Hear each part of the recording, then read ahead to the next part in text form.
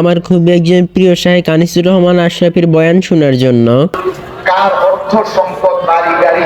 আসসালামু আলাইকুম everyone, welcome to my সস্তা ব্লগ। বর্ষাকাল শেষ হয়ে শীতকাল চলে এসেছে, তাই মাঠের সব পানি শুকিয়ে গিয়েছে। আর এই দৃশ্য দেখার জন্য সকালবেলা ঘুম থেকে উঠে বাড়ির পেছনের দিকে চলে আসলাম। পুরো দিন বাড়িতে থেকে বিকেলবেলা খাওয়া দাওয়া করে চলে আসলাম হাজীগঞ্জ আমাদের সাথে এক পাপিষ্ঠর বাসায়। সেখান থেকে নাস্তা করে মাগরিবের নামাজ পড়ে চলে গেলাম বড় মসজিদের দিকে চটপটি খাওয়ার জন্য। ভাই আমি একটা জিনিস বুঝি না, সবসময় আমার সাথে কেন এমন হয়? চটপটি বা হালিম যেটাই খেতে চাই সবসময় আমার কাপড় ভরে যায়। তোমার এই ফালতু কথা শোনার টাইম আমার নাই। সেখান থেকে চটপটি খাওয়া শেষ করে চলে গেলাম পেয়ারা বানানি খাওয়ার জন্য। খাওয়া দাওয়া শেষ করে পিচ্চিকে বিদায় দিয়ে চলে গেলাম কচুয়া মাহফিলে আমার খুবই একজন প্রিয় শাহেখ আনিসুর রহমান আশরাফির বয়ান শোনার জন্য।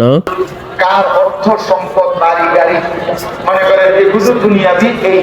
ধন্যবাদ এভরিওয়ান, এতক্ষণ পর্যন্ত আমার আজাইরা বকবক শোনার জন্য।